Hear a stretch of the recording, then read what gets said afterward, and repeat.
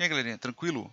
Só uma última coisinha. Esqueci de dizer que tem uma IDE que já vem com o próprio Python, que é a idle, ok? Então você tem aqui type hint, alguma coisa do tipo, por exemplo, print, ele vai mostrar qual que são alguns métodos que tem, e assim por diante. Ok, executar, debug, etc. Aqui ele é quase um PyCharm, tipo, ele é um PyCharm mais fraco, né? Ele é um PyCharm bem mais simples, não é que ele é mais fraco, ele é bem mais simples. Ok, vocês também podem usar aqui. É que eu esqueci de passar no vídeo anterior e eu não ia regravar ele. Beleza?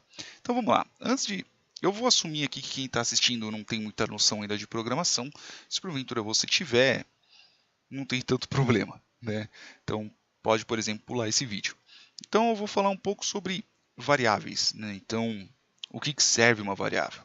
Uma variável nada mais é que um espaço na memória, né? Ou seja, lá onde ele aloca, a linguagem de programação, o sistema operacional aloca para poder guardar determinada informação. Então, por exemplo, às vezes eu preciso guardar dados como idade, nome e afins em determinado espaço, porque eu não vou usá-los o tempo inteiro, né? Eu posso usar ele para mais para frente. Não sei se vocês já viram quando vocês logam em determinado local. Espera aí que eu vou ter que reativar a minha mesinha aqui, ok? Só desconectar aqui e conectar de novo. Se porventura vocês se logam em algum site ou algo do tipo, sempre aparece aqui, bem-vindo fulano de tal, aqui em cima, né? Isso é um exemplo de variável. Ele está armazenado em determinado canto para você poder usá-los novamente, ok? Aí, dependendo da linguagem de programação, eu tenho um tipo diferente de usar, um jeito diferente de usar. Então, vamos considerar aqui que às vezes tem uma configuração que fica que quando dá um pequeno risco ele não vai, né? Tem que, tipo, só depois que eu arrasto um pouco ele funciona. Então, você tem linguagens como, por exemplo, o Java, ó, por exemplo, essas tranqueirinhas aqui, que eu preciso depois desconectar. O Java, por exemplo, o C++ e afins, que eles têm uma coisa que se chama, que eles são fortemente tipados. Então, vou escrever aqui, ó, fortemente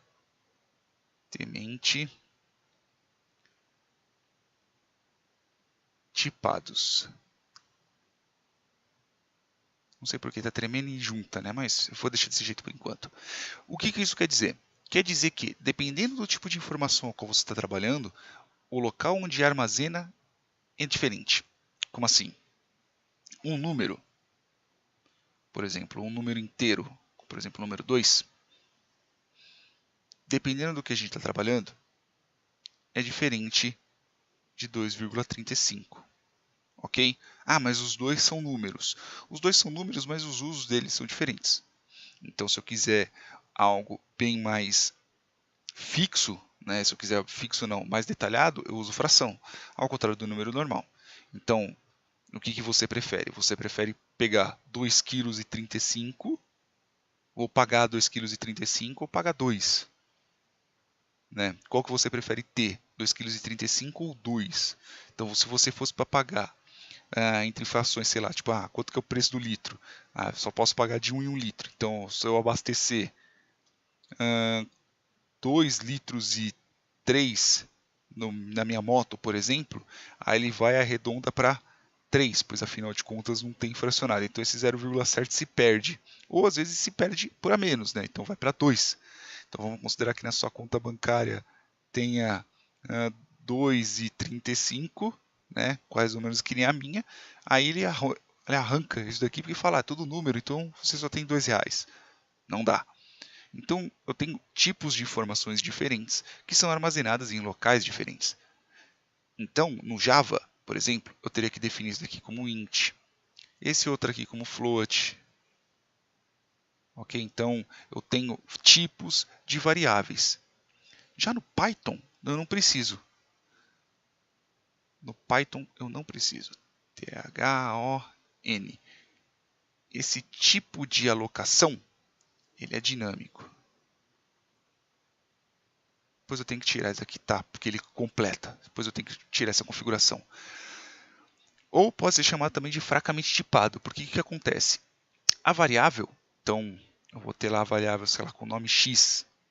o tipo dela vai ser de acordo com o que eu coloco dentro dela.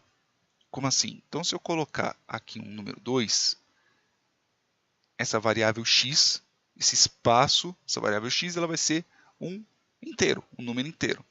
Se eu colocar aqui, sei lá, e 35, como eu coloquei ali em cima, então ela não vai deixar de ser um número inteiro, e o próprio interpretador do Python vai considerar isso daí como uma variável de ponto flutuante.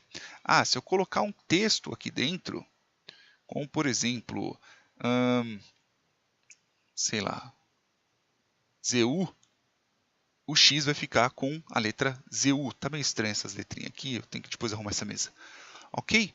Então, de acordo com o tipo que eu armazeno, vai ser o tipo que ele vai ser. Então, eu vou fazer uma demonstração aqui rapidinho, ok? Então, vamos lá. Vou colocar aqui Python, ok? Então, a partir desse momento que eu escrevi Python, eu estou começando um interpretador, ok?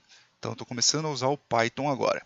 Então, se eu criar aqui uma variável x, eu crio uma variável simplesmente declarando o nome dela. Então, a variável tem um nome igual, que é o atribuidor dela, e eu declaro um determinado valor. Então, por exemplo, se eu colocar aqui 1, e eu escrever aqui x, ele vai retornar o valor 1, porque é o valor que tem. Então, se eu colocar aqui x igual a 2.35, não se esqueçam que separador de fração, então a gente está falando tipo 0, alguma coisa, 2, alguma coisa, aqui não é vírgula, é ponto.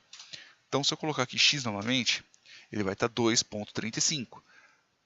Se eu pegar agora e colocar um x igual Zorobabel, veja que texto eu coloco entre aspas, tá? Se eu colocar aqui x, veja que ele vai voltar Zorobabel. Veja que o mesmo espaço de memória, ele é tanto número quanto texto, ou seja lá se eu for para colocar algum tipo de arquivo ou algo do tipo. Se porventura eu fosse para fazer isso em uma variável fortemente tipada como Java, na hora que eu tentasse atribuir esse dado, ele iria dar erro. Ele ia falar, ó, esse espaço aqui só para número e você está tentando atribuir um texto. Ou, se eu pegasse um número fracionado e colocasse dentro de uma variável que é inteira, ó, eu não vou conseguir alocar tudo porque não dá. Então eu vou ter que quebrar ele para, sei lá, tipo, eu vou ter que arredondar para baixo, eu vou ter que arredondar para cima. Ok? Então, quando nós estamos tratando do Python, ele faz esse tipo de alocação automático. Isso é bom ou isso é ruim? Depende de como você analisa. Quando o script começa a ficar muito grande, pode ser que, pelo fato de ele ser dinamicamente alocado, acabe errando em algo, ou algumas vezes por alguma desatenção, ou algo do tipo, porque você não vai ter esse tipo de verificação sendo feita pela sua IDE. Então o PyCharm ele não vai, a não ser que você configure algumas outras coisas, mas o PyCharm ele não vai te avisar isso. Ok? Então às vezes você vai dividir algum número e na verdade está com, como se eu fizesse daqui, ó. Então 2 dividido por 2 vai dar 1. Ok? 1.0 por causa que pode ser fracionado. Só que se sem querer eu atribuir isso daqui como um erro, como um texto, por exemplo, ele vai dar erro. Ok? Porque não tem como você dividir por um texto. Beleza? Eu acho que é isso. Acho que já, ao meu ver, está bem claro. Tá? Então, variáveis são espaços na memória qual você guarda determinada informação. Você atribui, você cria uma variável dando um nome e atribuindo um determinado valor. Essa variável pode ser tanto número, texto. Ela vai ser de acordo com o que você atribuir. Ok? E é isso aí. Belezinha, galerinha? Beijos e até o próximo vídeo.